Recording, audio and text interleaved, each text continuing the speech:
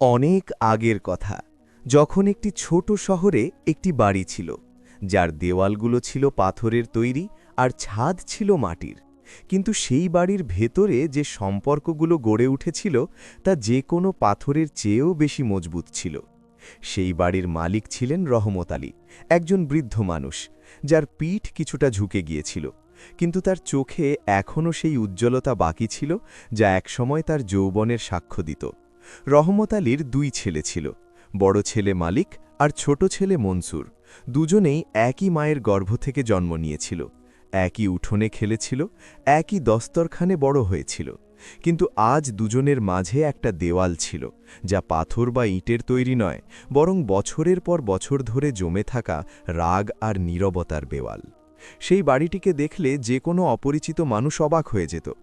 একই জমিতে তৈরি বাড়ি, কিন্তু তার ঠিক মাঝ বরাবর একটা দেওয়াল তোলা ছিল, পাকা ইটের তৈরি আর কাদামাটি দিয়ে গাঁথা, যেন কেউ ইচ্ছে করে একটা হৃদয়কে সমান দুই ভাগে কেটে দিয়েছে। দেওয়ালের একপাশে মালিকের দরজা ছিল, যা পূর্ব দিকে খুলত। সকালের আলো সবচেয়ে আগে ওই দরজাতেই কড়া নাড়ত। দেওয়ালের অন্যদিকে ছিল মনসুরের দরজা, পশ্চিম দিকে, যেখানে সন্ধ্যা নামার সময় সূর্যের শেষ রশ্মিগুলো এসে লুটিয়ে পড়ত। দুটি দরজাই একই বাড়ির ছিল, কিন্তু দুজনের পৃথিবী ছিল সম্পূর্ণ আলাদা। আলাদা পথ, আলাদা কণ্ঠস্বর, আলাদা জীবন। মালিকের বয়স ছিল ৪২ বা ৪৩ বছরের কাছাকাছি। শারীরিক গঠন মজবুত, গায়ের রং গমের মতো, কপালে চিন্তার রেখা, যা বছরের পর বছর কঠোর পরিশ্রমে তৈরি হয়েছিল। সে শহরে শস্যের ব্যবসা করত, বস্তা ওঠানো, দাড়িপাল্লায় মাপা, হিসাব নিকাশ রাখা, এটাই ছিল তার জীবন। তার স্ত্রী জরিনা একজন শান্ত স্বভাবের ও বুদ্ধিমতী নারী ছিল, যে বছরের পর বছর ধরে এই বাড়ির ভাগ হওয়া দেখে আসছিল এবং প্রতিবার নিজের চোখের পানি ভেতরেই গিলে নিত। তাদের দুটি সন্তান ছিল, এক ছেলে আর এক মেয়ে, যারা এই দেওয়ালটিকে ছোটবেলা থেকে এতটাই স্বাভাবিকভাবে দেখে আসছিল যে তাদের কাছে এটা কখনো অদ্ভুত মনে হয়নি। যে জিনিসটি সবসময় হয়ে আসছে তা অদ্ভুত কিভাবে লাগবে। মনসুর ছোট ছিল, বয়সেও এবং উচ্চতাতেও, কিন্তু তার চোখে এমন একটা তীক্ষ্ণতা ছিল যা তাকে ভিড়ের মধ্যে আলাদা করে তুলত। সে কাঠের কাজ করত, দরজা বানাত, চৌখাট গড়ত, আলমারি তৈরি করত। তার হাতগুলো ছিল মজবুত আর আঙুলগুলো রুক্ষ। কাঠের গুঁড়োর গন্ধ সবসময় তার পোশাকে লেগে থাকত। তার স্ত্রীর নাম ছিল শাহিনা, নরম স্বভাবের কিন্তু সাহসী, যে এই বিভক্ত বাড়িতে নিজের সংসার গুছিয়েছিল এবং কখনো কোনো অভিযোগ করেনি। তাদেরও ৩ সন্তান ছিল, যারা তাদের চাচার ছেলে মেয়েদের শুধু দূর থেকেই দেখত, তাদের সাথে কখনো ভালোভাবে খেলতেও পারেনি। এই সব কিছুর মাঝে রহমত আলী কোথায় ছিলেন? তিনি দুজনের মাঝে বিভক্ত ছিলেন, ঠিক যেমনভাবে ওই জমিটুকু বিভক্ত ছিল, বাড়িটি বিভক্ত ছিল। তিনি সোমবার থেকে বুধবার মালিকের অংশে থাকতেন, বৃহস্পতিবার থেকে শনিবার মনসুরের অংশে। রবিবারের দিনটি নির্দিষ্ট ছিল না, তার যে ছেলের কাছে মন চাইত তার কাছেই যেতেন। এই নিয়মটি ঠিক হওয়ার পর ৫ বছর পার হয়ে গেছে। ৫ বছর আগে যখন দুই ভাইয়ের মাঝে সর্বশেষ বড় ঝগড়াটি হয়েছিল এবং মালিক রাগের মাথায় বলেছিল, হয় তুই এই বাড়িতে থাকবি, নয়তো আমি থাকব, তখন রহমত আলী মাঝখানের রাস্তা বের করেছিলেন। তিনি বলেছিলেন, বাড়িতে দেওয়াল তুলে দাও, দরজা বানিয়ে নাও, দুজনেই নিজের মতো করে জীবন কাটাও। দুজনেই তাই করেছিল। কিন্তু সেই শেষ ঝগড়াটি কী নিয়ে হয়েছিল তা আজ পর্যন্ত পুরো শহরের কেউ জানত না। যারা জিজ্ঞেস করত তারা কোনো উত্তর পেত না। মালিককে জিজ্ঞেস করলে সে মুখ ঘুরিয়ে নিত, মনসুর বলতো, পুরনো কথা ভুলে যাও। রহমত আলীও কখনো কাউকে কিছু বলেননি। শুধু এতটুকুই ছিল যে একটা ঝগড়া হয়েছিল, একটা দেয়াল উঠেছিল, আর দুই ভাই নিজের নিজের পৃথিবীতে বন্দী হয়ে গিয়েছিল। ওই শহরের মানুষ এই বাড়িটিকে ২ দরজার বাড়ি বলতো। বাচ্চারা যখন ওই পথ দিয়ে যেত তখন মাঝে মাঝে দাঁড়িয়ে অবাক হয়ে দেখত আর নিজেদের মধ্যে ফিসফিস করে বলতো, ওই দেখ, ওই বাড়ির ২ ভাই একে অপরের সাথে কথা বলে না। বড়রা মাথা নেড়ে সামনের দিকে এগিয়ে যেত। কারো বিশ্বাস ছিল না যে এই ধারাটি কখনো ভাঙবে কিনা। মালিকের সকাল শুরু হতো তার দরজা থেকে। সে ঘুম থেকে উঠত, অজু করত, নামাজ পড়ত, তারপর জরিনার বানানো খাবার খেতে বসত। এরপর সে দোকানের দিকে বেরিয়ে পড়ত। দুপুরে ফিরে আসত, বাবার সাথে বসত, যদি বাবা তার দিকে থাকতেন, কিছু কথা বলতো, সন্ধ্যায় আবার দোকান, রাতে বাড়ি, এটাই ছিল চক্র। মনসুরার জীবনও এর কাছাকাছিই ছিল, শুধু কাজ আলাদা, সময় আলাদা, কিন্তু নীরবতা একই রকম। ২ ভাই মাঝে মাঝে একই সময়ে বাড়ির বাইরে আসত, গলিতে একে অপরকে দেখত, কিন্তু চোখ ফিরিয়ে নিত। কোনো সালাম নেই, উত্তর নেই, যেন তারা একে অপরকে চিনতেই পারে না। রহমত আলী এই সব কিছু দেখতেন, সব সময় দেখতেন, কিন্তু কখনো কিছু বলতেন না। তার চোখে যে কষ্ট ছিল তা কথায় প্রকাশ করা যেত না। সেই কষ্ট লুকিয়েছিল তার নীরবতায়। সেই মুহূর্তগুলোতে যখন তিনি এক ছেলের দরজা থেকে অন্য ছেলের দরজার দিকে হেঁটে যেতেন আর তার পা যেন ভারী হয়ে উঠত। কেউ দেখলে ভাবত যে একজন বাবা নিজের বাড়িতেই অতিথির মতো থাকেন, আজ এখানে তো কাল ওখানে। কিন্তু রহমত আলী কখনো এ নিয়ে কোনো অভিযোগ করেননি। তিনি শুধু চুপ থাকতেন, এক গভীর, ভারী, ভেবেচিন্তে রাখা নীরবতা। সেই বছর বৃষ্টি খুব বেশি হয়েছিল। শহরের নর্দমাগুলো উপচে পড়েছিল, অলিগলি কাদায় গড়ে গিয়েছিল, আর সেই বৃষ্টির মধ্যে রহমত আলীর সর্দি হল, যা কয়েক দিনের মধ্যে কাশিতে পরিণত হল, আর কাশি যা এক সপ্তাহের মধ্যে জ্বরে রূপ নিল। প্রথম দিকে কেউ খুব একটা পাত্তা দেয়নি, কারণ বার্ধক্যে সর্দি জ্বর হতেই থাকে। মালিকের স্ত্রী জরিনা কাড়া বা ভেষজ পানীয় বানালো, মনসুরের স্ত্রী শাহিনা হলুদ মেশানো দুধ পাঠালো। দুই পুত্রবধূর মাঝেও সম্পর্ক খুব একটা সহজ ছিল না, কিন্তু শ্বশুরের কষ্টে দুজনেই নিজেদের জায়গা থেকে কিছু না কিছু করল। দরজার চৌকাঠে রেখে এলো, ইশারায় জানিয়ে দিল, ব্যাস। কিন্তু জ্বর নামল না। দ্বিতীয় সপ্তাহ পর্যন্ত রহমত আলীর শরীর যেন ভেতর থেকে জ্বলছিল। রাতে কাশির দমক উঠত, সকাল পর্যন্ত তিনি ক্লান্ত হয়ে পড়ে থাকতেন। তার ক্ষুধা কমে গেল, গলার স্বর দুর্বল হয়ে পড়ল, চোখগুলো ভেতরের দিকে বসে গেল। তখন গিয়ে দুই ছেলের উপলব্ধি হল যে বিষয়টা শুধু ঋতুজনিত কোনো রোগ নয়। মালিক শহরের ডাক্তার ডেকে আনল। ডাক্তার দেখলেন, ওষুধ লিখে দিলেন এবং বললেন, বয়স্ক মানুষ, যত্ন নেবেন, ঠান্ডা থেকে বাঁচিয়ে রাখবেন। মালিক ওষুধ কিনে আনল, নিজের পক্ষ থেকে বাবাকে দেওয়ার ব্যবস্থা করল। অন্যদিকে মনসুরও আলাদাভাবে শহর থেকে আরেকজন ডাক্তার ডেকে আনল। সেই ডাক্তারও দেখলেন এবং বললেন, ফুসফুসে সংক্রমণ হয়েছে, বিশ্রাম দরকার আর গরম খাবার। মনসুর নিজের তরফ থেকে ওষুধ আনিয়ে শাহিনাকে নির্দেশ দিল যেন বাবা যখন তাদের দিকে থাকবেন তখন প্রতি 3 ঘন্টা পর পর ওষুধ দেওয়া হয়। দুই ভাই যার যার মতো করে বাবার সেবা যত্ন করছিল, কিন্তু একে অপরের সাথে কোনো কথা বলছিল না।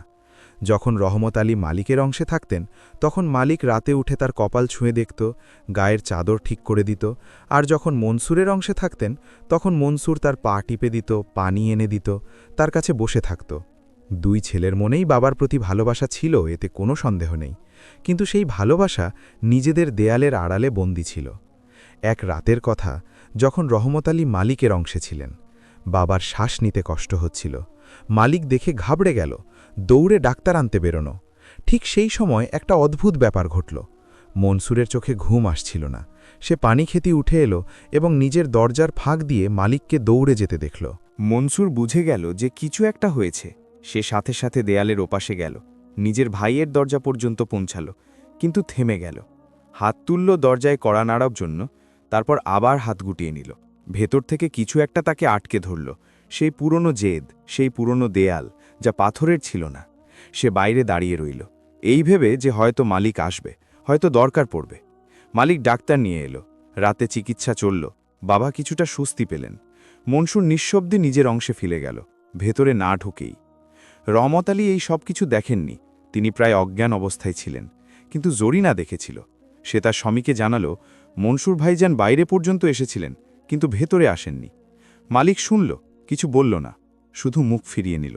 দিন কাটতে লাগল। রহমত আলীর শরীর কখনো কিছুটা ভালো হতো, কখনো আবার খারাপের দিকে যেত। এই ওঠানামার মাঝে দুই ছেলে নিজ নিজ চিন্তায় ডুবে থাকত। মালিক রাতে কম ঘুমাত, চোখ খোলা থাকত, কান বাবার কাশির আওয়াজের দিকে খাড়া থাকত। মনসুরের অবস্থাও একই রকম ছিল। বাবা যখন তার কাছে থাকতেন, সে তাকে এক মুহূর্তের জন্যও একা ছাড়ত না। দুজনের মনেই বাবার জন্য যে ব্যাকুলতা ছিল তা একই রকম ছিল, কিন্তু কেউ জানত না যে অন্যজনও ঠিক একই রকম কষ্ট পাচ্ছে। একদিন দুপুরে রহমত আলী মনসুরের অংশে ছিলেন। মালিক নিজের দরজার বাইরে বসেছিল, তার হাতে কোনো কাজ ছিল না, সে শুধু বসেই ছিল। তখনই সে দেখল মনসুরের দরজা খুলল এবং মনসুর বাইরে এলো। তার হাতে বাবার ওষুধের স্লিপ ছিল, সে ডিসপেন্সারিতে যাচ্ছিল। দুজনে চোখাচোখি হলো এক মুহূর্তের জন্য, তারপর দুজনেই চোখ সরিয়ে নিল। মনসুর সামনে এগিয়ে গেল, মালিক সেখানেই বসে রইল। সেই রাতে মালিক জরিনাকে বলল, বাবাকে হয়তো হাসপাতালে নিতে হবে। জরিনা জিজ্ঞেস করল, মনসুর ভাইজানের সাথে কথা বলবে? মালিক চুপ হয়ে গেল, তারপর বলল, ওদের জানিয়ে দিও। জরিনা মাথা নাড়ল। পরের দিন সে নিজে মনসুরের দরজায় গেল, শাহিনার সাথে দেখা করল এবং খবরটা পৌঁছে দিল। দুই ভাইয়ের মাঝে যদি কোনো কথা হতো সেটা তাদের স্ত্রীদের মাধ্যমেই হতো, সরাসরি নয়। রহমত আলী এই সব কিছু দেখছিলেন। তার শরীর দুর্বল হলেও মস্তিষ্ক ঠিকমতো কাজ করছিল।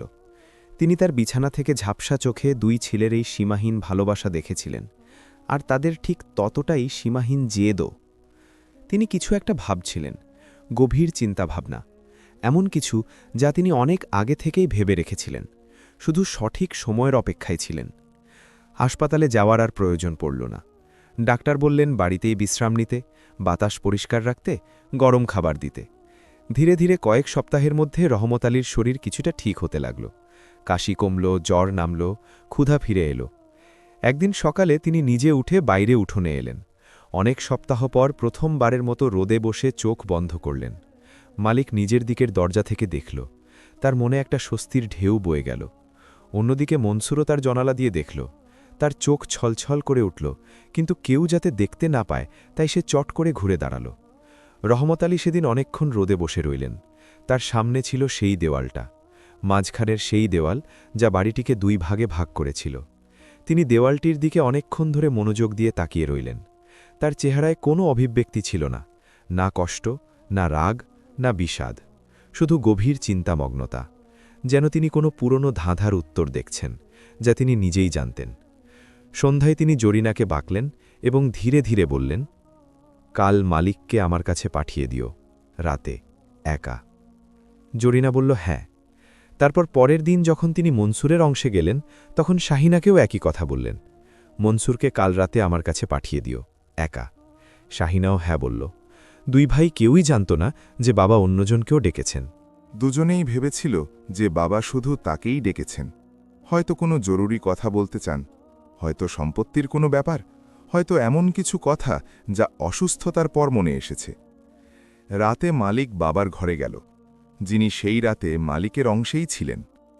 রহমত আলী বিছানায় বসেছিলেন, পিঠ বালিশে হেলান দেওয়া, হাতে একটা খাম ছিল। মালিক দেখল সাদা খাম, মুখ বন্ধ, ওপরে কিছু লেখা। রহমত আলী খামটা মালিকের দিকে বাড়িয়ে দিয়ে বললেন, এটা রেখে দাও, আমার মৃত্যুর পর খুলবে। মালিক হাত বাড়িয়ে বলল, আব্বা, এমন কথা বলবেন না। রহমত আলী হাত তুলে তাকে থামিয়ে দিলেন, শুধু রেখে দাও। মালিক খামটা নিল। সে দেখল ওপরে তার নাম লেখা, বাবার হাতের লেখায়। তার হাত একটু কাঁপল। সে ভাবল হয়তো সম্পত্তির ভাগাভাগি নিয়ে কিছু, বা কোনো শেষ উপদেশ। সেই রাতেই কয়েক ঘণ্টা পর মনসুরও রহমত আলীর কাছে গেল। রহমত আলী তখনও জেগেছিলেন, যেন তারই অপেক্ষা করছিলেন। তার হাতে ছিল আরেকটি খাম, একই রকম সাদা, একই রকম বন্ধ। মনসুরকেও তিনি একই কথা বললেন, আমার মৃত্যুর পর খুলবে। মনসুরও একই কথা বলল, আব্বা। আর রহমত আলী হাত তুলে তাকেও থামিয়ে দিলেন। মনসুর খামটা নিল। সেও উপরে নিজের নাম দেখল, বাবার হাতের লেখায়। তার মনেও একই ধারণা এলো, সম্পত্তি, উইল, বা হয়তো শেষ কোনো কথা। দুই ভাই নিজেদের অংশে ফিরে গেল এবং খাম দুটি যত্ন করে রেখে দিল। কেউই জানত না যে অন্যজনের কাছেও একটি খাম আছে। দুজনেই ভাবতে লাগল, ওই খামের ভেতরে কি থাকতে পারে। বাবা কি লিখেছেন? মালিক সেটা তার আলমারিতে কাপড়ের নিচে রেখে দিল। মনসুর তার সিন্দুকের ভেতর রেখে তালা মেরে দিল।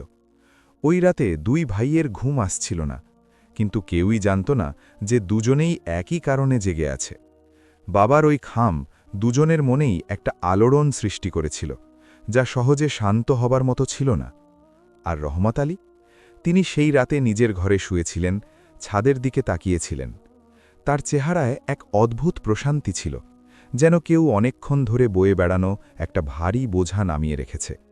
তার চোখ ভারী হয়ে আসছিল। বাইরে রাত গভীর ছিল।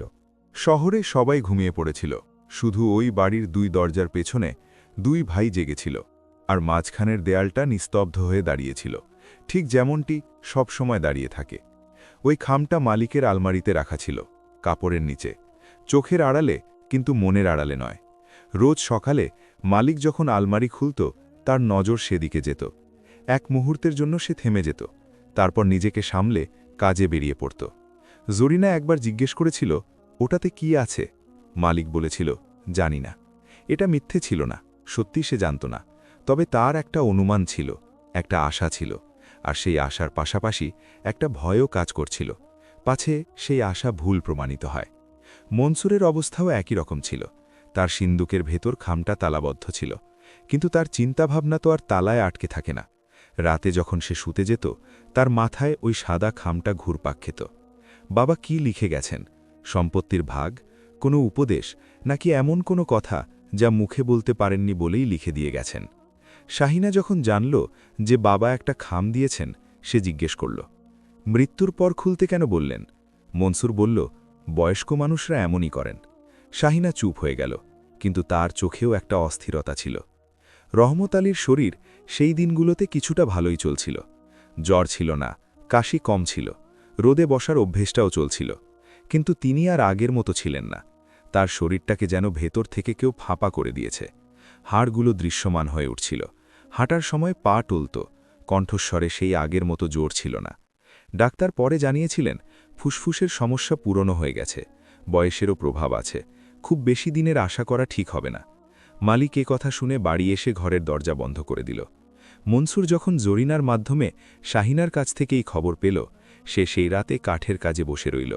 মধ্যরাত পর্যন্ত শুধু হাত চালিয়ে গেল, নিজের মনে কথা বলতে লাগল। শহরের জীবন তার নিজস্ব গতিতে চলছিল। মালিকের শস্যের দোকানে ক্রেতারা আসছিল, যাচ্ছিল। মনসুরের কাঠের দোকানে কাজের অর্ডার আসছিল। দুই ভাই নিজের নিজের জগতে ডুবেছিল, কিন্তু একটা পরিবর্তন ছিল যা ধীরে ধীরে লক্ষণীয় হয়ে উঠছিল। দুজনেই এখন আগের চেয়ে বেশি সময় বাবার সাথে কাটাতে শুরু করেছিল। বাবা যখন মালিকের অংশে থাকতেন, মালিক দুপুরে দোকান তাড়াতাড়ি বন্ধ করে চলে আসত। বাবা যখন মনসুরের কাছে থাকতেন, সে কাজ ফেলে রেখে বাবার কাছে বসত, পা টিপে দিত, কথা বলত।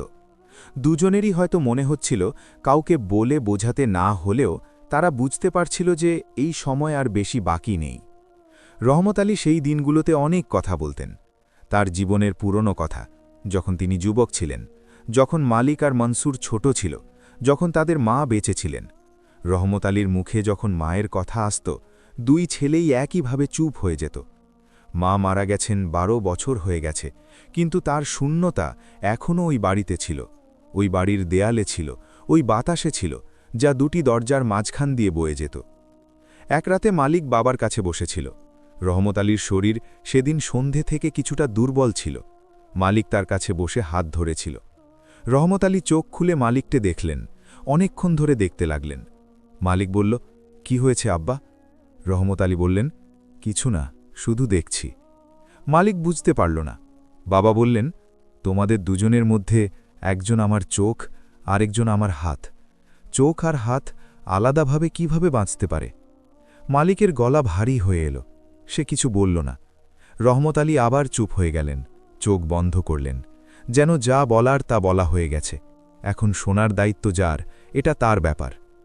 পরের দিন যখন রহমত আলী মনসুরের অংশে ছিলেন, মনসুর তার জন্য খাবার নিয়ে এলো, কিন্তু বাবা খাবারের দিকে হাত বাড়ালেন না, শুধু বসে রইলেন, জানালার বাইরে তাকিয়ে রইলেন। মনসুর জিজ্ঞেস করল, ক্ষুধা নেই? রহমত আলী বললেন, ক্ষুধা আছে, কিন্তু অন্য কিছুর। মনসুর জিজ্ঞেস করল, কিসের? বাবা বললেন, তোর আর তোর ভাইয়ের কণ্ঠস্বরের, একসাথে একই দস্তরখানে। মনসুর এক মুহূর্তের জন্য চোখ বন্ধ করল, তারপর খাবারের থালা ওখানেই রেখে ঘর থেকে বেরিয়ে গেল। বাইরে গিয়ে সে দেয়ালটার কাছে দাঁড়াল, ওই মাঝখানের দেয়ালটার কাছে, আর তার হাতের আঙুলগুলো দেয়ালের ইটের ওপর বুলোতে লাগল। কিন্তু সে ওখানেই দাঁড়িয়ে রইল। সপ্তাহ গড়াতে লাগল। রহমত আলীর শরীরের অবস্থা ওঠানামা করতে থাকল, কিছুদিন ভালো তো কিছুদিন খারাপ। মালিক আর মনসুর দুজনেই এই ওঠানামার সাথে নিজেদের শ্বাস প্রশ্বাস মিলিয়ে চলছিল। দুজনের স্ত্রী জরিনা আর শাহিনাও একে অপরের সাথে কথা বলত, খবর আদান প্রদান করত। এই অসুস্থতা একটা অদ্ভুত কাজ করেছিল। দুটি বাড়ির মাঝে যে খাদ ছিল, সেখানে একটা সরু সেতু তৈরি করে দিয়েছিল, যা দুটি ভাইয়ের জন্য নয়, বরং তাদের স্ত্রীদের জন্য ছিল। জরিনা এবং শাহিনা এখন মাঝে মাঝে একে অপরের দরজার সামনে দাঁড়িয়ে কথা বলত, নিচু স্বরে, যাতে তাদের স্বামীরা শুনতে না পায়। একদিন শাহিনা জরিনাকে বলল, ভাবি, এভাবে আর কতদিন চলবে? জরিনা একটা দীর্ঘশ্বাস ফেলে বলল, যতদিন আল্লাহর ইচ্ছা। শাহিনা বলল, বাচ্চারা বড় হচ্ছে, আমাদের বাচ্চারা তাদের চাচাকে চেনে না, আপনার বাচ্চারা তাদের চাচাকে চেনে না, এতে দোষ কার? জরিনার কাছে কোনো উত্তর ছিল না। সে শুধু চুপ করে রইল। ওই শহরে আর একটা ব্যাপার হতো। ঈদ যখন আসত, পুরো শহর এক হয়ে যেত। অলিগলি আলোকিত হতো, বাচ্চারা নতুন পোশাক পরত, বাড়ি বাড়ি থেকে সেমাইয়ের সুবাস আসত। কিন্তু ওই বাড়িতে ঈদও ভাগ হয়ে আসত। মালিকের দিকে আলাদা সেমাই রান্না হতো, মনসুরের দিকে আলাদা। বাবা দুদিকেই যেতেন, আগে এক জায়গায় খেতেন, তারপর অন্য জায়গায়। দুই ছেলেই তাকে সালামি দিত, দুজনেই তাকে জড়িয়ে ধরত। কিন্তু কখনোই তিনজন একসাথে হতো না। রহমত আলী এবারের ঈদে খুব দুর্বল ছিলেন। খাবার শক্তি ছিল না, শুধু সামান্য একটু সেমাই মুখে দিলেন। কিন্তু বাবার মুখে একটা হাসি ছিল, একটা বিষণ্ণ হাসি, যা বলে দিচ্ছিল যে তার মন অন্য কোথাও পড়ে আছে। সেই সময় শহরে একটা নতুন ঘটনা ঘটল। মালিকের দোকানের কাছে একটা নতুন দোকান খুলল। বাইরের কোনো একজন লোক খুলেছিল, শস্যেরই ব্যবসা। সে জিনিসের দাম কমিয়ে রাখল, ফলে ক্রেতারা তার দিকে ঝুঁকে পড়ল। মালিকের লোকসান হতে শুরু করল। সে চিন্তিত ছিল, কিন্তু কাউকে কিছু বলত না। বাবাকে জানাত না, পাছে তিনি আরও চিন্তায় পড়েন। জরিনার সাথে কথা বলত, কিন্তু কোনো সমাধান আসত না। ধীরে ধীরে তার ঘাড়ে ঋণের বোঝা চাপতে লাগল। প্রথমে অল্প, তারপর আরও। মনসুরের কাছে এই খবর ছিল। শাহিনা জরিনার কাছ থেকে শুনে মনসুরকে জানিয়েছিল। মনসুর শুনেছিল, কিন্তু কিছু বলেনি। ওই রাতে সে অনেকক্ষণ জেগে রইল। তার মনে কি চলছিল তা হয়তো সে নিজেও ঠিকমতো বোঝাতে পারত না। ভাইয়ের উপর রাগ ছিল, অনেক পুরনো আর গভীর। কিন্তু সেই রাগের নিচে আরও কিছু ছিল, এমন কিছু যা সবসময় ছিল, কিন্তু সে বছরের পর বছর ধরে তা চেপে রেখেছিল। আগামী কয়েক সপ্তাহে একটা অদ্ভুত ঘটনা ঘটল। মালিকের এমন একজন পাওনাদার, যাকে মালিক কিছু টাকা ধার দিয়েছিল, কিন্তু সে তা শোধ করতে টালবাহানা করছিল, সে হঠাৎ করে পুরো টাকাটা শোধ করে দিল। মালিক অবাক হল। সে জিজ্ঞেস করল, কি ব্যাপার? লোকটি বলল, একজন সুপারিশ করেছিল। মালিক জিজ্ঞেস করল, কে? লোকটি কিছু জানাল না। মালিকের কাছে এই কথার কোনো উত্তর ছিল না। সে জরিনাকে বলল, কেউ আমার জন্য সুপারিশ করেছে, কে তা জানি না। জরিনাও অবাক হল। রহমত আলী ওই দিনগুলোতে আরও দুর্বল হয়ে পড়ছিলেন। তার শ্বাস ছোট হয়ে আসছিল। রাতে উঠে বসার শক্তিটুকুও তার ছিল না। মালিক এক রাতে দেখল যে বাবা বিছানায় শুয়ে ছাদের দিকে তাকিয়ে আছেন, চোখ খোলা, ঠোঁট নড়ছে, যেন কিছু পড়ছেন বা কিছু চাইছেন। মালিক দরজার কাছে দাঁড়িয়ে রইল, ঘরে ঢুকল না, শুধু দেখতে লাগল। সে দেখল বাবার গাল বেয়ে এক ফোঁটা অশ্রু গড়িয়ে পড়ল, একটি একাকী অশ্রুবিন্দু, যা ধীরে ধীরে বালিশে পড়ল। মালিকের বুক ভারী হয়ে উঠল। সে চুপচাপ ফিরে গেল। মনসুরের অংশেও একটা রাত ঠিক এমনই ছিল। রহমত আলী ওই রাতে খুব অস্থির ছিলেন, এপাশ ওপাশ করছিলেন, ঘুম আসছিল না। মনসুর তার কাছে বসেছিল, পা টিপে দিচ্ছিল। বাবা একবার চোখ খুললেন এবং বললেন, মনসুর, তুমি কি কখনো কোনো ভুল করেছ? মনসুর চমকে উঠল, বলল, হ্যাঁ আব্বা, অনেক করেছি। রহমত আলী বললেন, আর কখনো ক্ষমা চেয়েছ? মনসুর নিশ্চুপ হয়ে গেল। বাবা আবার বললেন, ক্ষমা চাওয়া কোনো দুর্বলতা নয়, এটা হলো সবচেয়ে বড় সাহস। তারপর তিনি চোখ বন্ধ করলেন। মনসুর সারা রাত বসে রইল, কিন্তু একটা শব্দও উচ্চারণ করল না। ওই বাড়ির বাচ্চাদের মাঝেও একটা আলোড়ন সৃষ্টি হয়েছিল। মালিকের ছেলে, যার নাম ছিল ইমরান, একদিন তার মাকে জিজ্ঞেস করে বসল, আম্মি, আমরা চাচুর সাথে কথা বলি না কেন? জরিনা বলল, বড়দের ব্যাপার। ইমরান বলল, কিন্তু তাদের বাচ্চারা তো আমাদের সাথে খেলে না কেন? জরিনার কাছে কোনো উত্তর ছিল না। ওই একই দিনে অন্যদিকে মনসুরের মেয়ে সাজিদা শাহিনাকে জিজ্ঞেস করল, আম্মি, ওই যে দেয়ালটা আছে, ওর পেছনে কি আছে? শাহিনা বলল, বাড়ির অন্য অংশ। সাজিদা জিজ্ঞেস করল, ওখানে কে থাকে? শাহিনা বলল, তোমার চাচা। সাজিদা বলল, তাহলে আমরা তাদের সাথে দেখা করি না কেন? শাহিনা সাজিদাকে জড়িয়ে ধরল, আর কিছু বলল না। ওই দিনগুলোতে রহমত আলীর একটা কাজ ছিল, যা তিনি প্রতিদিন করতেন, শরীর যেমনই থাকুক না কেন। তিনি নিজের ঘরের জানালার কাছে বসতেন এবং বাইরের দিকে তাকিয়ে থাকতেন। জানালাটা সেই দিকেই ছিল যেদিক থেকে ওই মাঝখানের দেয়ালটা দেখা যেত, পুরো দেয়ালটা, ওপর থেকে নিচ পর্যন্ত। রহমত আলী দেয়ালটার দিকে মনোযোগ দিয়ে তাকিয়ে থাকতেন, যেন সেখানে কিছু পড়ছেন। কখনো তার ঠোঁটে একটা হালকা হাসি ফুটে উঠত, কখনো চোখ ভিজে উঠত। পাশে বসে থাকা জরিনায়ামা শাহিনা, যেই থাকুক না কেন, বুঝতে পারত না যে এই বৃদ্ধ মানুষটি ওই দেয়ালে কি দেখছেন। একদিন রহমত আলী জরিনাকে বললেন, ওই দেয়ালটার দিকে মনোযোগ দিয়ে তাকাও। জরিনা তাকালো। কি আছে ওখানে? রহমত আলী বললেন, এই দেয়াল প্রতিদিন আমাকে কিছু বলে। জরিনা জিজ্ঞেস করল, কি বলে? রহমত আলী হাসলেন, সেটা আমি তোমাকে বলবো না, সময় হলে তুমি নিজেই জানতে পারবে। জরিনা ভাবল, বয়স হলে মানুষ এমন কথাবার্তাই বলতে শুরু করে। সে আর কিছু বলল না। মনসুরের দোকানে একটা নতুন কাজের অর্ডার এসেছিল। একটা বড় বাড়ির দরজা বানাতে হবে। মনসুর কাজে লেগে গেল। কাঠ খোদাই করার সময় তার হাত কাজ করত, কিন্তু মন পড়ে থাকত অন্য কোথাও। সে দরজা বানাচ্ছিল আর ভাবছিল নিজের বাড়ির ওই 2 দরজার কথা, যা একই বাড়িকে 2 ভাগে ভাগ করে রেখেছিল। দরজা মানে কি, সে ভাবল? একদিক থেকে অন্যদিকে যাওয়ার রাস্তা। কিন্তু এই বাড়ির 2 দরজা কোনো রাস্তা ছিল না, ছিল দেয়াল। সে একবার কাঠের ওপর বাটালি জ্বালালো, একটু বেশি জোরে, আর কাঠের একটা টুকরো ভেঙে পড়ে গেল। সে থামল, ওই টুকরোটার দিকে তাকিয়ে রইল। ওদিকে মালিকের দোকানে ওই দিন ভিড় কম ছিল। সে বসে বসে হিসাব মেলাচ্ছিল, ঋণের হিসাব লিখছিল, দেখছিল কত টাকা শোধ করা বাকি। হিসাবের একটা জায়গায় তার অদ্ভুত লাগল, একটা অঙ্ক যা সে মনে করতে পারছিল না যে কিভাবে কমে গেল। সে আবার দেখল, তার মনে হলো হয়তো কোনো ভুল হয়েছে, হয়তো সে নিজেই কোথাও লিখতে ভুলে গেছে। সে কাজ এগিয়ে নিয়ে গেল এবং বিষয়টা ভুলে গেল। সেই মাসের শেষের দিকে রহমত আলীর শরীর আবার খারাপ হল, এবার আগের চেয়ে বেশি। ডাক্তার এসে দেখলেন এবং মাথা নাড়লেন। কিছু বললেন না, কিন্তু যা বলেননি তা সবাই বুঝে গেল। জরিনা রাতে একা একা চুপচাপ কাঁদল। শাহিনা যখন শুনল, সেও অনেকক্ষণ বসে রইল, কিছু বলল না, শুধু 2 হাত কচলাতে লাগল। মালিক ওই রাতে বাবার কাছে সারা রাত বসে রইল। পরের দিন বাবা যখন মনসুরের কাছে এলেন, তখন সেও সারা রাত ঘুমাল না। রহমত আলী জানতেন, বয়স্ক মানুষরা বুঝতে পারে, যখন সময় ঘনিয়ে আসে তখন শরীর জানান দেয়, আত্মা জানান দেয়।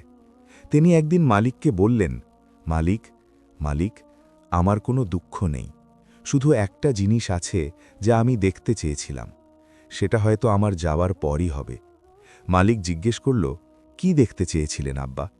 রহমত আলী বললেন, আমি যা দেখেছি তা তুইও দেখবি, শুধু দেখতে থাকিস।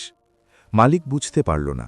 বাবা তার হাত ধরলেন এবং শুধু এতটুকুই বললেন, আমার যাবার পর ওই খামটা খুলিস। আরেক রাত, আর এই রাতটা এমন ছিল যা আগে থেকে কেউ জানত না। রহমত আলীর শ্বাস আরও ছোট হয়ে এলো। তিনি মালিকের অংশে ছিলেন, মালিক কাছে ছিল, জরিনা কাছে ছিল। রহমত আলী একবার চোখ খুললেন, মালিককে দেখলেন, একবার ওই দেওয়ালের দিকে তাকালেন যা ঘর থেকে দেখা যেত না, কিন্তু হয়তো তিনি দেখতে পাচ্ছিলেন। তার ঠোঁট নড়ল, কিন্তু কোনো শব্দ বেরোল না। তারপর চোখ চিরতরে বন্ধ হয়ে গেল। মালিকের গলা চিলে একটা আর্তনাদ বেরোল, এমন আর্তনাদ যা হৃদয়ে ভেঙে গেলে বেরোয়, এবং সে লুটিয়ে পড়ল। জরিনার হাত কাঁপছিল।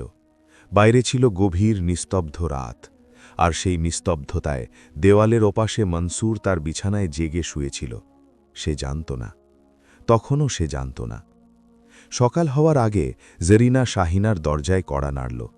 শাহিনা দরজা খুলে বাইরে এলো, জরিনার মুখের দিকে তাকালো আর সব বুঝে গেল। তার চোখ জলে ভরে উঠল। সে ঘুরে ভেতরে গেল, মনসুরকে ঘুম থেকে ডাকল। মনসুর চোখ খুলল, স্ত্রীর মুখ দেখল এবং বুঝে গেল। সে উঠে বসল, অনেকক্ষণ বসে রইল, চোখ বন্ধ ছিল, শুধু শ্বাস নিচ্ছিল। তারপর সে উঠল, বাইরে এলো। মাঝখানের দেয়ালটার কাছে এসে দাঁড়াল। এবার সে থামল না, সোজা মালিকের দরজা পর্যন্ত গেল। দরজায় হাত রাখল, থামল, তারপর ধীরে ধীরে কড়া নাড়ল। মালিক দরজা খুলল। 2 ভাই একে অপরের সামনে দাঁড়িয়েছিল, বছরের পর বছর পর এত কাছে। দুজনের চোখই জাল ছিল, কেউ কিছু বলল না। মনসুর শুধু এগিয়ে গিয়ে ভাইয়ের কাঁধে হাত রাখল। মালিক চোখ বন্ধ করল। দুজনেই সেখানে নীরবে দাঁড়িয়ে রইল। বাবার জানাজা উঠল, শহরের মানুষ এলো, 2 ভাই মিলে কাজ করল। বছরের পর বছর পর এই প্রথম, কিন্তু কেউ কোনো কথা বলল না। এটা এমন এক সময় ছিল যখন কোনো কথা হয় না। কবরস্থানে যখন মাটি দেওয়া হলো, 2 ভাই পাশাপাশি দাঁড়িয়েছিল, কিন্তু তবুও তাদের মাঝে একটা দূরত্ব ছিল। সেই দূরত্ব যা বছর বছর ধরে তৈরি হয়েছিল, যা একদিনে মুছে যাওয়ার নয়। তারা বাড়ি ফিরে এলো। মানুষজন আসতে যেতে লাগল। 3 দিনের শোকের পরিবেশ ছিল। 2 ভাইয়ের বাড়ির 2 দরজাই খোলা ছিল। মানুষ একদিক দিয়ে আসত, অন্য দিক দিয়ে যেত। কিন্তু মাঝখানের ওই দেয়ালটা তখনও দাঁড়িয়েছিল। 3য় দিনের সন্ধ্যায় যখন সবাই চলে গিয়েছিল এবং বাড়ি শান্ত হয়ে পড়েছিল, মালিক তার ঘরে বসেছিল। তার চোখ আলমারির দিকে গেল। সে উঠে দাঁড়াল, আলমারি খুলল, কাপড়ের নিচ থেকে সেই খামটা বের করল। অনেকক্ষণ সে খামটা হাতে ধরে বসে রইল। ওপরে বাবার হাতের লেখা ছিল, তার নাম। তার আঙুলগুলো সেই লেখার উপর বুলিয়ে গেল। অন্যদিকে মনসুর তার সিন্ধুক খুলল, তালা খুলল, খামটা বের করল। সেও অনেকক্ষণ ধরে খাম হাতে নিয়ে চোখ বন্ধ করে বসে রইল। দুজনেই একই সাথে একে অপরের কথা না জেনেই এমন এক মুহূর্তে ছিল যখন বাবার শেষ কথাগুলো উন্মোচিত হতে যাচ্ছিল। মালিকের আঙুলগুলো খামের প্রান্তে ছিল। সে খুলতে যাচ্ছিল, কিন্তু এক মুহূর্তের জন্য থেমে গেল, যেন সে জানত যে এই খাম খোলার পর কিছু একটা বদলে যাবে। কি বদলাবে তা তার জানা ছিল না, কিন্তু কিছু একটা তো বদলাবেই। সে বাবার হাতের লেখাটি আরও একবার দেখল, আঙুল ছুঁয়ে অনুভব করল, তারপর ধীরে ধীরে খামটা খুলল। ভেতরে একটা কাগজ ছিল, সাদা এবং ভাঁজ করা। বাবার হাতের লেখা কিছুটা কাঁপানো ছিল, যেন বয়স্ক হাতগুলো অনেক যত্ন করে লিখেছে। মালিক কাগজটা খুলল, একবার পড়ল, দ্বিতীয়বার পড়ল, তৃতীয়বার পড়ল, যেন তার বিশ্বাস হচ্ছিল না। তার হাত কাঁপতে শুরু করল। কাগজে লেখা ছিল, মালিক, তোর কি মনে আছে সেই রাতের কথা যখন তোর বাড়িতে আগুন লেগেছিল, যখন তুই আর জরিনা ভেতরে ছিলি আর বাচ্চারা ঘুমাচ্ছিল? তুই ভাবিস যে প্রতিবেশীরা এসে তোদের বের করেছিল, কিন্তু প্রতিবেশীরা পরে এসেছিল। সবার আগে যে দৌড়ে এসেছিল সে ছিল তোর ভাই। মনসুর ওই রাতে কোনো কাজে বাইরে ছিল। যখন সে ধোঁয়া দেখল, সে দৌড়ে তোর দরজার দিকে গেল, এক মুহূর্ত না থেমেই। দরজা বন্ধ ছিল, সে ভেঙে ফেলল, নিজের হাত দিয়ে ভাঙল, জ্বলন্ত কাঠ সরাল। তার হাত পুড়ে গিয়েছিল, 2 হাতই। কিন্তু সে থামেনি। সে তোদের সবাইকে বাইরে বের করে আনল। যখন প্রতিবেশীরা এলো, তখন সে দূরে সরে গিয়েছিল। সে কখনো তোকে এ কথা জানায়নি, সে কাউকে কখনো জানায়নি। আমি নিজের চোখে দেখেছিলাম, আর আমিও কখনো বলিনি, কারণ সে তা চায়নি। মালিকের হাত থেকে কাগজটা খসে পড়ল। সে মাটিতেই বসে পড়ল, যেন পায়ে আর কোনো শক্তি অবশিষ্ট নেই। তার দৃষ্টি মেঝেতে পড়ে থাকা কাগজটার দিকে ছিল, আর তার মন ফিরে গিয়েছিল সেই রাতে। সেই রাত যা 5-6 বছর আগে ঘটেছিল, যখন ঘুমের ঘোরে ধোঁয়ার গন্ধ এসেছিল, যখন জরিনা চিৎকার করে উঠেছিল, যখন সে বাচ্চাদের তুলে নিয়ে দৌড়ে বাইরে এসেছিল এবং দেখেছিল প্রতিবেশীরা জড়ো হয়েছে। সে ভেবেছিল প্রতিবেশীরাই তাকে বাঁচিয়েছে। সে প্রতিবেশীদের ধন্যবাদ জানিয়েছিল। সে কখনো জানত না যে দরজাটা কে ভেঙেছিল, কিন্তু এখন তার মনে পড়ল ওই রাতে মনসুরের হাতে ব্যান্ডেজ জড়ানো ছিল। মালিক সেটা দেখেছিল এবং জিজ্ঞেসও করেছিল, কি হয়েছে? মনসুর বলেছিল, কাঠ কাটার সময় লেগে গেছে। মালিক সেটা বিশ্বাস করেছিল, কারণ ওই সময় 2 ভাইয়ের মধ্যে সম্পর্ক ঠান্ডা ছিল, পুরনো রাগ ছিল।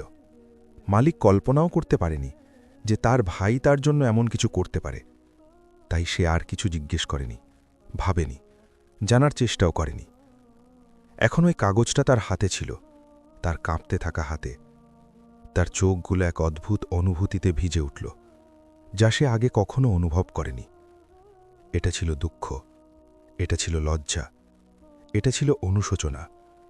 আর এই সব কিছুর গভীরে লুকিয়েছিল আরও একটা জিনিস, যার নাম হয়তো ভালোবাসা।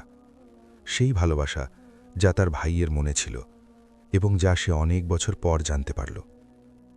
অন্যদিকে মনসুর নিজের ঘরে ছিল। সেও ঠিক একই সময়ে খামটা খুলেছিল। তার খামের ভেতরেও ছিল বাবার সেই কাঁপানো হাতের লেখা। মনসুর, তোর কি মনে আছে যখন তোর ব্যবসা ডুবতে বসেছিল, যখন তোর ঘরে এতটা ঋণ চেপে বসেছিল যে তুই রাতে ঘুমাতে পারতি না, যখন শাহিনার গয়না বিক্রি হয়ে গিয়েছিল তবুও টাকা জোগাড় হয়নি? তুই ভাবিস যে ওই ঋণ তুই নিজেই শোধ করেছিস, যে ধীরে ধীরে তোর কাজ ভালো হলো আর তুই ঘুরে দাঁড়ালি। কিন্তু সত্যিটা হলো, তুই যখন সবচেয়ে খারাপ সময়ের মধ্যে দিয়ে যাচ্ছিলি, যখন পাওনাদাররা তোর দরজায় এসে কড়া নাড়তে শুরু করেছিল, তখন তোর ভাই নীরবে ওই টাকা শোধ করে দিয়েছিল। সে কাউকে কিচ্ছু জানায়নি, তোকে তো একদমই না। সে আমাকেও কিছু বলেনি, আমি নিজে থেকে জানতে পেরেছিলাম। সে তোর পাওনাদারদের সাথে কথা বলে টাকা শোধ করেছিল, এই শর্তে যে তারা যেন কাউকে কিছু না বলে। সে তোর ওপর খুব রেগেছিল, ভীষণ রেগে, কিন্তু সে তোকে ডুবতে দেখতে পারছিল না। মনসুর কাগজটা পড়ল, আর তার হাতগুলো যেন জমে পাথর হয়ে গেল, ঠিক যেমন রক্ত চলাচল থেমে যায়। সে পাথরের মতো স্থির হয়ে বসে রইল। প্রথমে তার চোখে জল আসেনি, প্রথমে শুধু একটা স্তব্ধতা কাজ করছিল। সেই স্তব্ধতা যা বড় কোনো কথা শোনার পর মানুষের ভেতরে তৈরি হয়, যখন মন সিদ্ধান্ত নিতে পারে না যে প্রথমে কি করবে। তার মনে পড়ল ওই সময়ের কথা, যখন তার ব্যবসা ডুবছিল। কেমন ছিল এই রাতগুলো? শাহিনা কাঁদত আর সে চুপ করে থাকত, কারণ তার মনে হতো সেই নিজে কাঁদলে পরিবার ভেঙে পড়বে। বাচ্চাদের দুধ কেনার টাকা পর্যন্ত ছিল না। সে একবার নয়, অনেকবার ভেবেছিল যে আল্লাহ কোনো পথ বের করেছেন। ধীরে ধীরে কাজ চলতে শুরু করেছে, পাওনাদাররা নরম হয়েছে, টাকা কিস্তিতে নেওয়ার সুযোগ করে দিয়েছে। সে আল্লাহর শুকরিয়া আদায় করেছিল। কিন্তু এখন সে জানতে পারল যে আল্লাহর সেই সাহায্য তার ভাইয়ের হাত ধরে এসেছিল। সেই ভাই যার সাথে সে কথা বলতো না, যাকে রাস্তা দিয়ে যেতে দেখলে সে মুখ ফিরিয়ে নিত। মনসুরের হাতে ওই কাগজটা ছিল, আর চোখের সামনে ভাসছিল মালিকের চেহারাটা।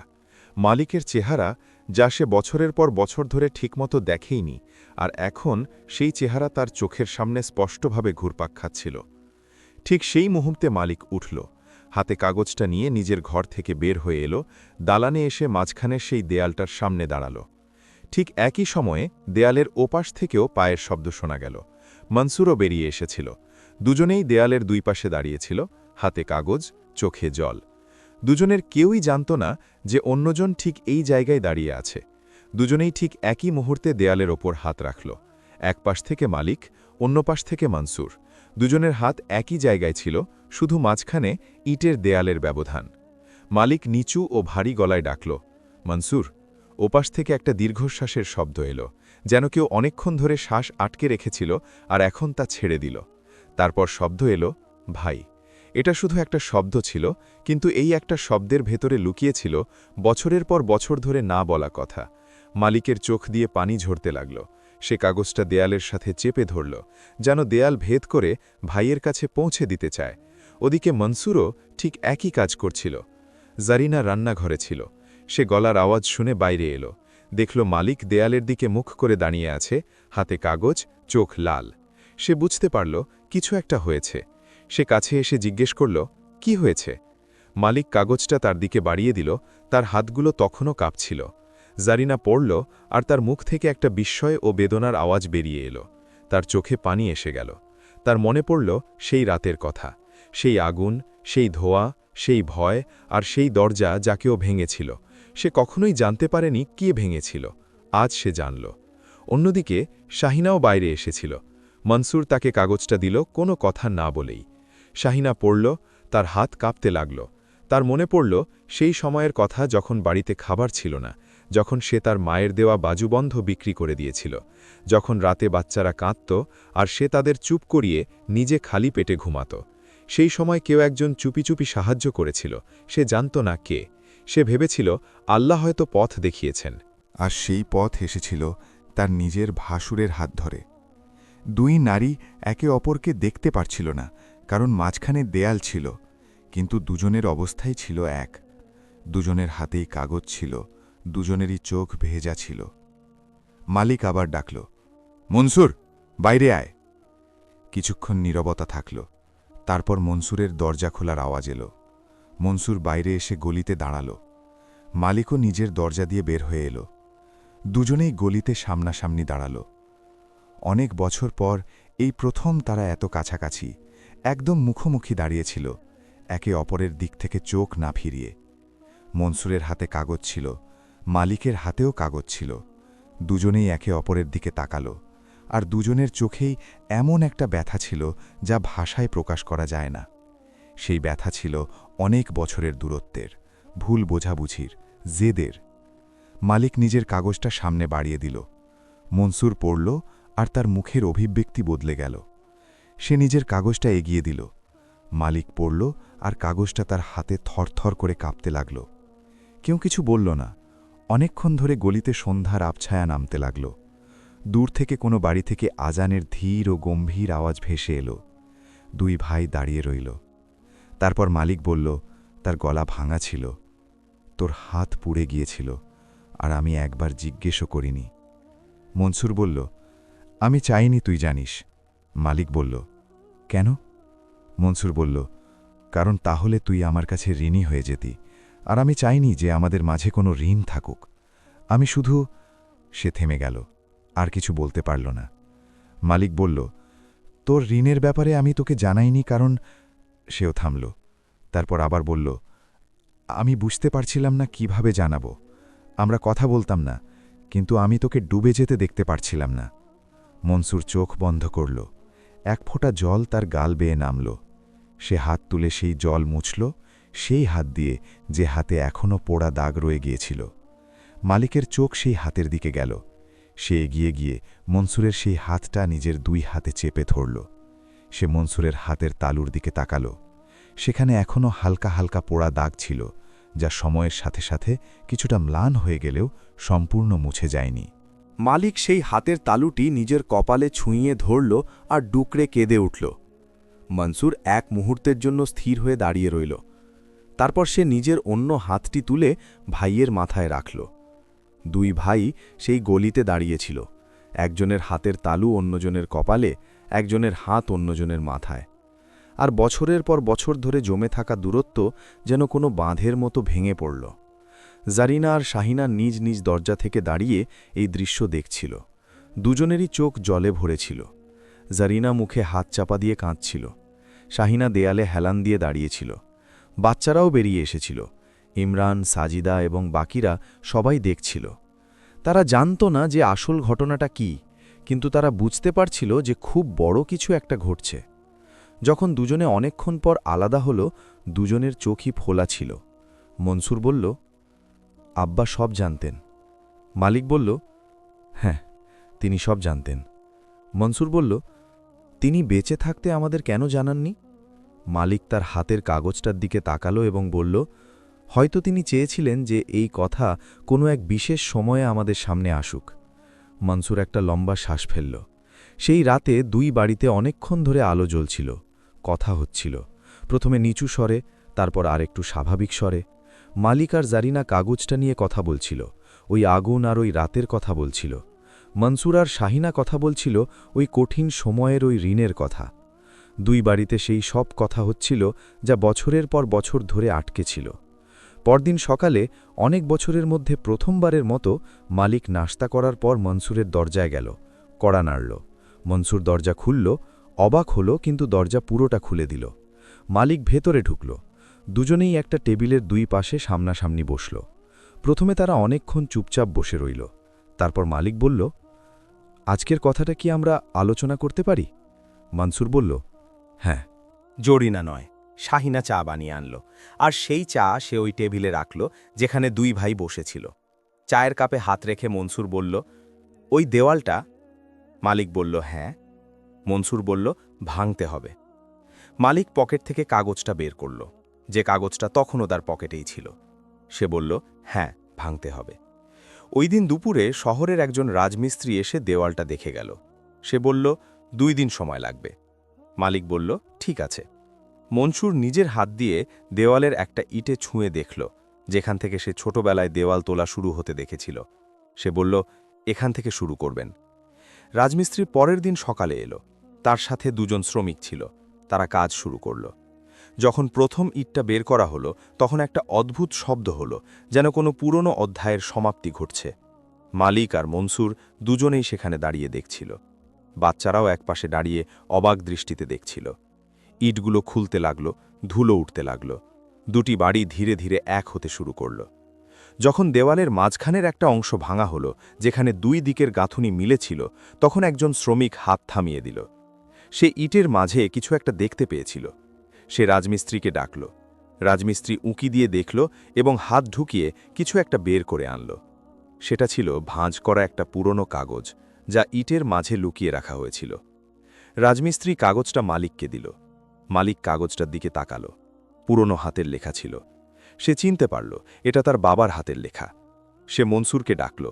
দুই ভাই কাগজটার কাছে এসে দাঁড়ালো, যেন কোনো অজানা গুপ্তধনের সামনে দাঁড়িয়ে আছে। মালিক কাগজটা ধীরে ধীরে খুলল, এমনভাবে যাতে ছিঁড়ে না যায়। দুজনে একসাথে পড়তে লাগল। এই দেওয়াল আমি নিজে বানিয়েছিলাম। দুই ভাই পড়া থামিয়ে একে অপরের দিকে তাকালো, তারপর আবার পড়া শুরু করল। আমার জানা ছিল যে দূরত্বের কারণেই একদিন তোমরা একে অপরের মূল্য বুঝতে পারবে। যদি কাছাকাছি থাকতে তবে হয়তো কখনোই বুঝতে পারতে না। কাগজটা দুই ভাইয়ের হাতে ধরা ছিল। একই কাগজ, দুজনে দুই দিক থেকে ধরেছিল, আর তাতে লেখার শব্দগুলো ওই ধুলোমাখা বাতাসের মাঝে ভাসছিল, যেখানে ভাঙা ইটগুলো পড়েছিল এবং শ্রমিকরা চুপচাপ দাঁড়িয়েছিল। রাজমিস্ত্রিও কাজ থামিয়ে দিয়েছিল। সে বুঝতে পারছিল যে এটা কোনো সাধারণ মুহূর্ত নয়। বাচ্চারাও চুপ ছিল। জারিনা এবং শাহিনাও সেখানে এসে দাঁড়িয়েছিল। দুজনে পাশাপাশি দাঁড়িয়েছিল, আর তাদের দুজনের চোখই নিবদ্ধ ছিল তাদের স্বামীদের কাঁপতে থাকা হাতের ওই কাগজটির ওপর।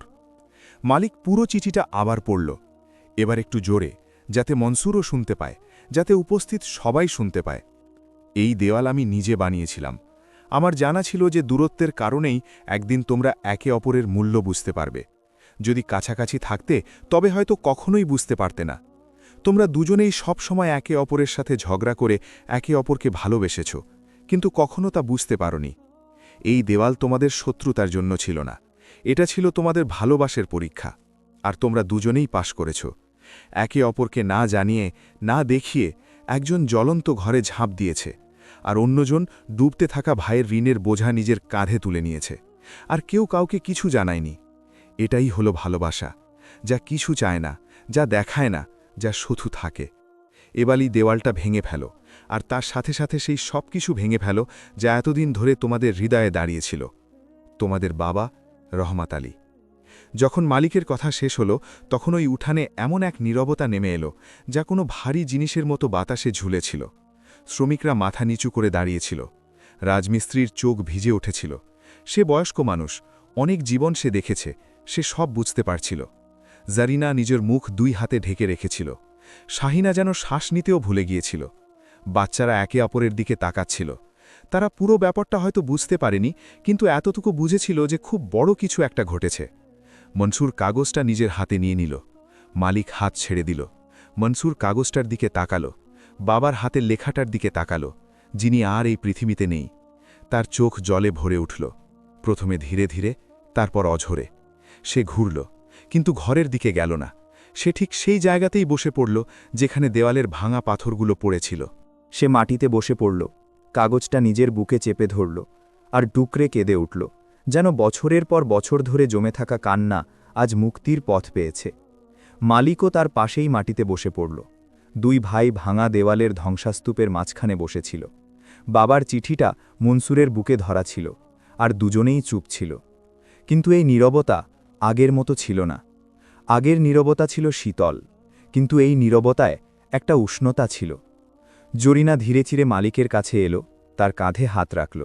শাহিনা মনসুরের কাছে এলো, তার চুলে হাত বুলিয়ে দিল। চারজন মানুষ ওই উঠানে বসেছিল, যা এখন আবার এক হয়ে গিয়েছিল।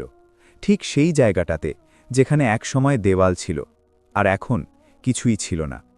রাজমিস্ত্রি আর শ্রমিকরা চুপচাপ সেখান থেকে সরে গেল। তারা বুঝেছিল যে কাজটা কিছুক্ষণের জন্য বন্ধ রাখতে হবে। অনেকক্ষণ পর মনসুর কাগজটা বুক থেকে সরিয়ে তার দিকে তাকালো। সে বলল, আব্বা, এটা দেওয়ালের ভেতর কবে রেখেছিলেন? মালিক ভাবল, যখন দেওয়াল তৈরি হচ্ছিল ঠিক তখনই। তিনি নিজে দাঁড়িয়ে থেকে দেওয়াল বানিয়েছিলেন, তো নিজেই হয়তো রেখেছিলেন, হয়তো রাজমিস্ত্রিকে বলেছিলেন। মনসুর বলল, রাজমিস্ত্রি হয়তো জানে। মালিক ডাকল, রাজভাই। রাজমিস্ত্রি কাছে এলো। মালিক জিজ্ঞেস করল, তুমি কি জানতে যে আব্বা এর ভেতরে একটা কাগজ রেখেছেন? রাজমিস্ত্রি এক মুহূর্ত থেমে বলল, হ্যাঁ, তিনি বলেছিলেন যে যখন দেওয়ালটা ভাঙা হবে তখন এটা বেরোবে, কিন্তু তিনি এটা বলেননি যে এর ভেতরে কি আছে। মালিক জিজ্ঞেস করল, আর তুমি এত বছর ধরে কিছু বলনি? রাজমিস্ত্রি বলল, তিনি আমাকে নিষেধ করেছিলেন। মনসুর একটা ছোট নিঃশ্বাস ফেলল, যাতে হাসি আর কান্নার মিশ্রণ ছিল। সে বলল, আব্বা। শুধু একটা শব্দ, কিন্তু ওই একটা শব্দেই সব ছিল। ওই দিন দুপুরের মধ্যে দেওয়ালটা পুরোপুরি ভেঙে ফেলা হলো। বিকেল নাগাদ ধ্বংসাস্তূপ পরিষ্কার করা হলো। সন্ধে হতে হতে জায়গাটা সমান হয়ে গেল। যে বাড়িটা বছরের পর বছর ধরে দুই ভাগে ভাগ করা ছিল, তা এখন আবার এক হয়ে গেল, খোলা, হাওয়াযুক্ত, যেন কেউ কোনো বদ্ধ ঘরের জানালা একবারে খুলে দিয়েছে। ওই খোলামেলা পরিবেশে একটা অদ্ভুত সতেজতা ছিল, যেন সব পুরনো বদ্ধ হাওয়া বেরিয়ে গিয়ে নতুন বাতাস ভরে গেছে। কিন্তু বাড়ি এক হওয়া সহজ হলেও মন এক হতে একটু সময় লাগে। এটা মালিক এবং মনসুর দুজনেই জানত। সেই সন্ধ্যায় যখন প্রথমবারের মতো সবাই একই দস্তরখানে খেতে বসল, বাচ্চারা, স্ত্রীরা আর দুই ভাই, তখন শুরুতে একটু অচেনা ভাব ছিল। যারা একই ছাদের নিচে থাকত কিন্তু বছরের পর বছর ধরে আলাদা ছিল, তারা এখন একসাথে বসেছিল। বাচ্চারা ইতস্তত করে একে অপরের দিকে তাকাচ্ছিল। তারপর ধীরে ধীরে সেই জড়তা কাটতে শুরু করল। ইমরান মনসুরের ছেলেকে জিজ্ঞেস করল, তোমার নাম কি? সে বলল, জায়েদ। ইমরান বলল, আমার কাছে একটা বল আছে। জায়েদ বলল, কেমন বল? আর এভাবেই বাচ্চাদের মধ্যে কথাবার্তা শুরু হয়ে গেল। বাচ্চারা দূরত্ব বানাতে জানে না, তারা এটা বড়দের কাছ থেকে শেখে। জরিনা আর শাহিনা মিলে রান্না করেছিল। রান্নাঘর এখন একটাই, কিন্তু দুজনের রান্নার স্টাইল একে অপরের কাছে একটু অদ্ভুত লাগছিল। শাহিনা ডালে একটু বেশি মরিচ দিয়েছিল, জরিনা বলল, একটু কম দিও। শাহিনা বলল, এই বাড়িতে তো এভাবেই রান্না হতো। জরিনা বলল, এই বাড়িতে তো আগে দুইটা দিক ছিল। দুজনে একে অপরের দিকে তাকালো আর হেসে ফেলল। নতুন ওই রান্নাঘরে এটাই ছিল তাদের প্রথম হাসি। হাসিটা ছোট হলেও এর অর্থ ছিল অনেক বড়। রাতে বাচ্চারা ঘুমিয়ে পড়ার পর দুই ভাই তাদের নিজ নিজ ঘরে স্ত্রীদের সাথে কথা বলছিল। মালিক শুয়েছিল, জরিনা তার পাশে বসা। জরিনা জিজ্ঞেস করল, কেমন লাগছে? মালিক বলল, অদ্ভুত। জরিনা বলল, ভালো অদ্ভুত না খারাপ অদ্ভুত? মালিক অনেকক্ষণ ছাদের দিকে তাকিয়ে থেকে বলল, ওই অদ্ভুত। যখন মাথার উপর থেকে একটা বড় বোঝা নেমে যায়, তখন শুরুতে মনে হয় পা কিভাবে ফেলব। জরিনা তার হাত ধরল। মালিক বলল, তার হাত পুড়ে গিয়েছিল জরিনা, আমার জন্য, আর আমি কখনো জানতেও পারিনি। জরিনা বলল, এখন তো জেনেছ। মালিক চোখ বন্ধ করল। মনসুরের ঘরেও একই দৃশ্য ছিল। শাহিনা জিজ্ঞেস করল, কি ভাবছ? মনসুর বলল, ভাবছি আব্বা এত বড় একটা কাজ কত নীরবে করে গেলেন। শাহিনা বলল, তিনি চাইলে বেঁচে থাকতেই বলে যেতে পারতেন। মনসুর বলল, না, যদি বলতেন তাহলে সেটা তার কথা হয়ে থাকত। তিনি এটাকে আমাদের কথা বানিয়েছেন, আমাদের নিজেদের ব্যাপার। শাহিনা বলল, তাহলে তোমার কি রাগ হয়নি যে তিনি এত বছর ধরে কেন চুপ করেছিলেন? মনসুর বলল, রাগ হয়েছিল, কিন্তু তারপর ভাবলাম তিনি যদি আগে বলতেন তাহলে কি আমরা এভাবে বুঝতে পারতাম? হয়তো না। শাহিনা চুপ হয়ে গেল। এই কথার ভেতর অনেক অর্থ লুকিয়েছিল। এরপর কয়েকদিন ওই বাড়িতে এক নতুন ধরনের জীবন শুরু হল। একটু অনিশ্চিত, একটু হোঁচট খাওয়া, কিন্তু সামনের দিকে এগিয়ে যাওয়া। দুই ভাইয়ের পুরনো রাগ একদিনে চলে যায়নি, ওটা স্তরে স্তরে জমেছিল। সময়ের সাথেই তা দূর হবে। মাঝে মাঝে কোনো কথায় তাদের মতের অমিল হতো, এক মুহূর্তের জন্য পুরনো নীরবতা ফিরে আসত। কিন্তু এখন একটা বড় পার্থক্য ছিল। এখন দুজনেরই জানা ছিল, দুজনের হাতেই বাবার সেই চিঠিগুলো ছিল। আর যখনই পুরনো জেদ মাথাচাড়া দিয়ে উঠত, তখন ওই চিঠির কথা মনে পড়ে যেত। একদিন মালিক মনসুরকে জিজ্ঞেস করল, ওই রাতে, আগুন লাগার রাতে, তোর কি ভয় লাগেনি? মনসুর বলল, খুব ভয় লেগেছিল। দরজা ভাঙার সময় হাত পুড়ছিল, কষ্ট হচ্ছিল, কিন্তু এক মুহূর্তের জন্য মনে হয়নি যে আমি থেমে যাই। মালিক জিজ্ঞেস করল, কেন? মনসুর বলল, কারণ ভেতরে তুই ছিলি, জরিনা ভাবি ছিল, আর বাচ্চারা ছিল। মালিক বলল, আমরা তো ওই সময় একে অপরের সাথে কথা বলতাম না। মনসুর বলল, তাহলে কি হয়েছে? কথা বলা আর পাশে থাকা দুটো সম্পূর্ণ আলাদা জিনিস। এটা খুব ছোট একটা বাক্য ছিল, কিন্তু মালিকের মনে গেঁথে গেল। কথা বলা আর পাশে থাকা আলাদা জিনিস। সে ভাবল, কত বছর ধরে সে মনসুরের সাথে নিজের মনের ভেতরেই লড়াই করেছে, কিন্তু মনসুরের অস্তিত্ব তো কখনো হারিয়ে যায়নি, আর মনসুরের জন্য তার ভাইয়ের অস্তিত্ব কখনো মুছে যায়নি। এই খবরটা পুরো শহরে ছড়িয়ে পড়ল যে রহমত আলীর দুই ছেলে দেয়াল ভেঙে ফেলেছে। মানুষজন আসতে লাগল, কেউ দেখতে, কেউ শুভেচ্ছা জানাতে। প্রতিবেশীরা বলল, আল্লাহ ওদের প্রার্থনা শুনেছেন। বয়স্করা বলল, রহমত আলীর আত্মা শান্তি পেয়েছে। শহরের লোকেরা এখনও এই বাড়িটাকে দুই দরজার বাড়ি বলত।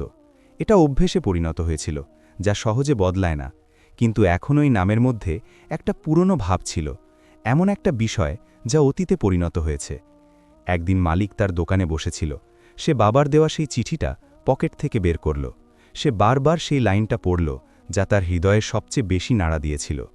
তার হাত পুড়ে গিয়েছিল, দুটো হাতই, কিন্তু সে থামেনি। সে চিঠিটা ভাঁজ করে আবার পকেটে রাখল, যেখানে সে রোজ ওটা রাখত। কিছু জিনিস পকেটে রাখতে হয়, হৃদয়ের কাছাকাছি, যাতে মানুষ সেটা ভুলে না যায়। অন্যদিকে মনসুরের দোকানেও তার চিঠিটা ছিল। সে চিঠিটাকে একটা ছোট্ট কাঠের কৌটার ভেতর রেখেছিল, যা সে নিজের হাতে বানিয়েছিল। কৌটার ওপর সে খুব সূক্ষ্ম কারুকাজ করেছিল। একদিন শাহিনা ওই কৌটোটা দেখল এবং জিজ্ঞেস করল, এর ওপর কি বানিয়েছ? মনসুর বলল, দুটো দরজা। শাহিনা মনোযোগ দিয়ে দেখল, আসলেই সেখানে দুটো দরজা খোদাই করা ছিল, যা একে অপরের দিকে খোলা। এক জুমার নামাজের পর দুই ভাই একসাথে ফিরছিল। এত বছর পর এই প্রথম তারা একসাথে জুমার নামাজ পড়তে গিয়েছিল, কাঁধে কাঁধ মিলিয়ে। রাস্তায় মনসুর বলল, আজ আব্বার কবরে যাবা? মালিক বলল, হ্যাঁ। দুজনে একসাথে কবরস্থানে গেল। রহমত আলীর কবরের সামনে একসাথে দাঁড়ালো, একসাথে ফাতেহা পড়ল। ফিরে আসার আগে মনসুর তার পকেট থেকে সেই কৌটোটা বের করল, যার ভেতরে চিঠিটা ছিল। সে সেটা কবরের সামনে রেখে বলল, আব্বা, দেওয়াল পড়ে গেছে। মালিকও নিজের পকেট থেকে তার চিঠিটা বের করে হাতে নিয়ে দাঁড়িয়ে রইল। সেখানে আর কেউ ছিল না, শুধু দুই ভাই আর তাদের বাবার কবর। ওই কবরের কাছে ওই দুপুরে যা হয়েছিল তার কেউ দেখেনি। কিন্তু যখন দুই ভাই সেখান থেকে ফিরছিল, তখন তাদের পা অনেক হালকা লাগছিল, যেন তারা কোনো বিশাল বোঝা কবরস্থানে রেখে এসেছে। বাড়ি ফিরে মালিক জরিনাকে বলল, আজ থেকে আমরা একটাই দরজা রাখব। জরিনা জিজ্ঞেস করল, মানে? মালিক বলল, ওই যে দুটো দরজা আছে, পূর্ব দিকের আর পশ্চিম দিকের, একটা বন্ধ করে দেব, একটাই থাকবে। জরিনা জিজ্ঞেস করল, কোনটা বন্ধ করবে? মালিক বলল, মনসুরকে জিজ্ঞেস করে আসি। মালিক মনসুরের কাছে গিয়ে জিজ্ঞেস করল। মনসুর একটু ভেবে বলল, দুটোই থাকুক, একটা ঘরে ঢোকার জন্য আরেকটা বের হওয়ার জন্য, ঘর তো একটাই। মালিক হাসল, অনেক দিন পর সে মন খুলে হাসল এবং বলল, ঠিক আছে, দুটো দরজাই থাকুক। কিন্তু এখন আর ওই দরজা দুটো আলাদা বাড়ির ছিল তা নয়, এক বাড়িরই দুটো রাস্তা ছিল। এরপর থেকে ধীরে ধীরে বাড়িটা বদলে যেতে লাগল। দুই ঘরের বাচ্চারা মিলে এখন একটাই দল হয়ে গেল। ইমরান আর জায়েদের বন্ধুত্ব এতটাই গাঢ় হল যে একজন ছাড়া অন্যজন খাবারই খেত না। সাজিদা জরিনাকে সেলাই শেখালো, যা সে তার নানির কাছ থেকে শিখেছিল। রান্নাঘরে এখন দুই নারী মাঝে মাঝে ঝগড়াও করত, লবণ বেশি কম নিয়ে, মরিচ বেশি কম নিয়ে। কিন্তু সেই ঝগড়া ছিল এক বাড়ির ভেতরে সাধারণ ঝগড়া, শত্রুতার নয়। বাড়িতে এখন একটা চাঞ্চল্য ছিল, কোলাহল ছিল, আর সেই কোলাহলটা ছিল আনন্দের। মালিকের ব্যবসার অবস্থাও ভালো হল। মনসুর শহরে ব্যবসা করে এমন তার এক পরিচিত লোকের কাছে মালিকের কথা বলেছিল। ওই লোকটি এলো, দোকান দেখল আর মালিককে একটা বড় অর্ডার দিয়ে গেল। মালিক মনসুরকে বলল, এটা তুই করেছিস? মনসুর বলল, আমি শুধু জানিয়েছিলাম, বাকি কাজ সে নিজেই করেছে। মালিক বলল, ধন্যবাদ। মনসুর বলল, ভাইয়ে ভাইয়ে কোনো ধন্যবাদ হয় না। কথাটা খুব ছোট ছিল, কিন্তু এর ভেতরে অনেক বড় অর্থ লুকিয়েছিল। সেই পুরনো দূরত্বের জায়গায় এখন এই আন্তরিকতা আর টান তৈরি হয়েছিল। একদিন সন্ধ্যায় আবহাওয়া যখন বদলাচ্ছিল আর বাতাসে একটা ঠান্ডা ভাব ছিল, দুই ভাই সেই উঠানে বসেছিল, যেখানে আগে দেওয়াল ছিল। সামনে চা রাখা ছিল, বাচ্চারা এদিক ওদিক দৌড়াদৌড়ি করছিল। জরিনা আর শাহিনা বাড়ির ভেতরে ছিল। মালিক চায়ের কাপ হাতে নিয়ে বলল, মনসুর, ওই যে ঝগড়াটা, সেই শেষ বড় ঝগড়া যার জন্য এত কিছু হলো, তোর কি আসল কারণটা মনে আছে? মনসুর এক মুহূর্তের জন্য চায়ের দিকে তাকিয়ে বলল, মনে আছে। মালিক জিজ্ঞেস করল, কি ছিল কারণটা? মনসুর কিছুক্ষণ চুপ থেকে বলল, একটা ছোট্ট ভুল বোঝাবুঝি ছিল, কিন্তু সেই ভুল বোঝাবুঝির আগে বছরের পর বছর ধরে ছোট ছোট অনেক কথা জমেছিল, আর ওই দিন সব একসাথে ফেটে পড়েছিল। মালিক বলল, হ্যাঁ। মনসুর বলল, যদি ওই দিন আমরা থেমে যেতাম, যে কোনো একজন থেমে যেত, তাহলে হয়তো এসব কিছুই হতো না। মালিক বলল, কিন্তু আমরা তো থামিনি। মনসুর বলল, হ্যাঁ, থামিনি। দুজনে কিছুক্ষণ চুপ করে বসে রইল। তারপর মনসুর বলল, মালিক ভাই, এই প্রথমবার সে এত বছর পর ভাই বলে ডাকল। মালিক তার দিকে তাকাল। মনসুর বলল, আমাকে ক্ষমা করে দিস। মালিক একটু থেমে বলল, ক্ষমা তো তোর করার কথা, আমিও সমান অপরাধী ছিলাম। মনসুর বলল, দুজনেই ছিলাম। মালিক বলল, হ্যাঁ, দুজনেই ছিলাম। আর এবার তারা দুজন হাত মেলাল। কোনো আড়ম্বর নেই, কোনো নাটক নেই, শুধু একজনের হাত অন্যজনের হাতের মুঠোয়, এবং সেই হাত তারা অনেকক্ষণ ধরে রাখল। সেদিন সন্ধ্যায় বাচ্চারা খেলছিল, বাতাস বইছিল, চা ঠান্ডা হচ্ছিল। দুই ভাই সেই উঠানে বসেছিল যেখানে একসময় দেয়াল ছিল। তারা সেই জায়গাটার দিকে তাকিয়েছিল যেখানে এখন আর কিচ্ছু নেই, শুধু একটা পরিষ্কার ও সমতল জমি।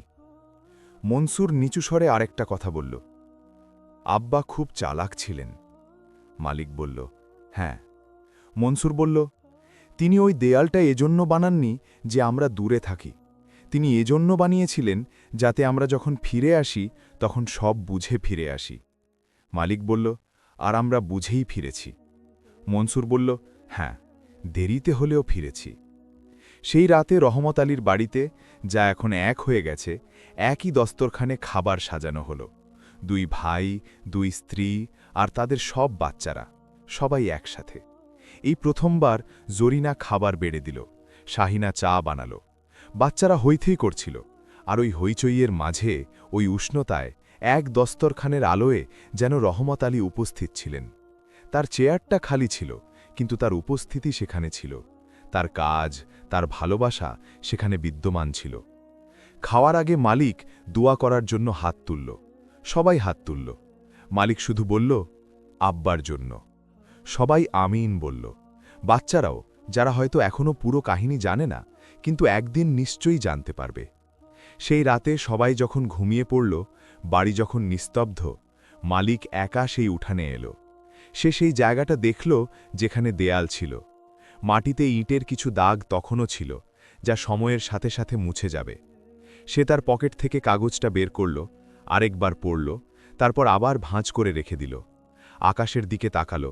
শহরের রাত ছিল খুব পরিষ্কার, আকাশ ভরা তারা। সে একটা লম্বা নিঃশ্বাস ফেলল, এমন এক নিঃশ্বাস যা অনেক বছর ধরে আটকে ছিল আর আজ মুক্তি পেল। পেছন থেকে একটা কণ্ঠস্বর ভেসে এলো, ঘুমাওনি? মনসুর ছিল, সেও বাইরে এসেছিল। মালিক বলল, ঘুম আসছিল না। মনসুর কাছে এসে দাঁড়ালো। দুজনেই সেই মাটির দিকে তাকালো যেখানে দেওয়াল ছিল। মনসুর বলল, এখানে কিছু একটা বানাবো। মালিক জিজ্ঞেস করল, কি বানাবি?